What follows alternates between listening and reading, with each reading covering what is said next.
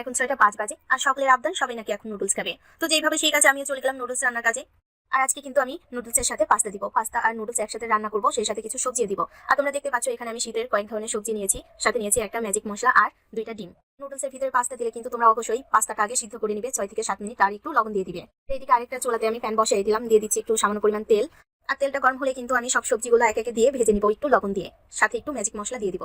অনেক বাচ্চা কিন্তু গাজর, সিম, ফুলকপি এগুলো খেতে চায় না। এভাবে যদি নুডলসের ভিতরে দেওয়া যায় তাহলে কিন্তু বাচ্চারাও বুঝতে পারবে না আর ওরাও মজা করে খাবে।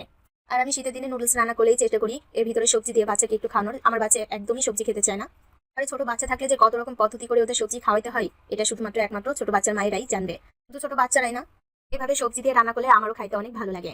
আমি কিন্তু চুলার আঁচটা মিডিয়াম টু লোতে রেখেছি যাতে সবজিটা ভালোভাবে ভিতর থেকে সিদ্ধ হয়ে যায় আর পুড়ে না যায়। আর পেঁয়াজে ফুল যেহেতু নরম সবজি, তাই আমি এটা সবজিটা কিছুটা হয়ে আসলে তারপরে ব্যবহার করেছি। এটা দিয়ে কিছুক্ষণ নাড়াচাড়া করার পর পেঁয়াজ আর মরিচ কুচিটাও দিয়ে দিব। এভাবে কিছুক্ষণ নাড়াচাড়া করে ভাজতে থাকবো। এদিকে আমার পাস্তাটাও হয়ে আসছে, তো আমি পাস্তাটা উঠিয়ে নিচ্ছি একটা ছাকনার সাহায্যে। এই পানিটা কিন্তু আমি ফেলে দিব না, পানিটা রেখে দিব, নুডলস সিদ্ধর জন্য কাজে লাগবে। আর পাস্তাটা উঠিয়ে আমি একটু ঠান্ডা পানি দিয়ে ধুয়ে নিচ্ছি যাতে একটার সাথে একটা চ্যাটকা না লেগে যায়, যাতে সুন্দর মতো ঝরঝরা থাকে। এরপর পাস্তা সিদ্ধর ওই পানিটাতে আমি একে একে নুডলসগুলো দিয়ে দিচ্ছি। এতে করে সময়টাও কম লাগলো, প্লাস আমার গ্যাসটাও কম ফুরালো। আর পানিটা আলাদাভাবে আবার ফুটাইতে গেলে কিন্তু অনেকটা সময় লাগতো। এদিকে দেখতে পাচ্ছ আমার ভাজিটা কিন্তু হয়ে গেছে অলমোস্ট। তো ভাজিটা আমি এক সাইডে সরিয়ে নিচ্ছি, নিয়ে ডিম 2টা ভেঙে দিব। তো ডিম 2টা ভেঙে দেওয়া শেষ, এবার আমি উপর থেকে একটু ম্যাজিক মশলা ছিটিয়ে দিব। আর ডিমে কিন্তু আলাদাভাবে মশলা ছিটিয়ে দিলে ডিমটা খাইতে মজা লাগে। তো ডিমটা একটু হয়ে আসছে, এবার আমি খুন্তির সাহায্যে ডিমটা ছোট ছোট ভেঙে নিব, স্ক্র্যাম্বল করে নিব ডিমের।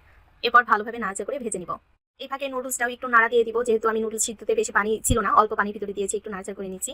আবার এই পাশে আবার ডিমটাও আমি নাড়াচাড়া করতেছি, একসাথে 2 কাজ করতেছি। তো নুডলসটা আমার সিদ্ধ হয়ে গেছে, এবার আমি একটা জালিতে নুডলসগুলো ঢেলে দিচ্ছি। আর নুডলসটাও কিন্তু আমি পাস্তার মধ্যে ঠান্ডা পানি দিয়ে ধুয়ে রাখবো, যাতে নুডলসটা একটার সাথে আরেকটা চ্যাটকা না লেগে যায়। আর আমার কিন্তু সব ভাজির সাথে ডিমটাও ভাজা হয়ে গেছে, তো আমি একটু নাড়াচাড়া করে সব একসঙ্গে মিক্স করে দিব। আর একটু ধনেপাতা দিয়ে দিব উপর থেকে, যাতে সব মশলার ফ্লেভারটা সুন্দর থাকে। তো নাড়াচাড়া করার পর আমি পাস্তাটা দিয়ে দিব, পাস্তাটা সব সবজির সাথে ভালোভাবে মিশিয়ে নিব। মিশিয়ে নেওয়ার পরে উপর থেকে একটু মশলা দিয়ে দিলাম, 1 প্যাকেট নুডলসের মশলা দিয়ে দিচ্ছি। তো এটা আর একটু ভালোভাবে নাড়াচাড়া করতে থাকবো কিছুক্ষণ। এরপরে সিদ্ধ করে রাখা নুডলসটা আমি উপর থেকে দিয়ে ভালোভাবে সব মিশ্রণগুলো মিক্সড করতে থাকবো। আর বাকি মশলাগুলো কিন্তু দিয়ে দিব। আর তোমরা কিন্তু একটু লবণের পরিমাণটা দেখে নিবে, আমার এখানে বাড়তি কোনো লবণ ব্যবহার করা লাগে নাই। আমি সবজিতে লবণ দিয়েছিলাম, পাস্তা সিদ্ধতেও লবণ দিয়েছিলাম, যার জন্য আমার আলাদা করে আর লবণ দেওয়া লাগে নাই। আর মশলাতে কিন্তু লবণ থাকে, তার জন্য আর লবণ লাগে নাই। যারা একটু লবণের পরিমাণ বেশি খাও তারা একটু চেক করে লবণ দিতে পারো যদি লাগে। তোমরা কিন্তু চাইলে এটার সঙ্গে মুরগির মাংস যোগ করতে পারো।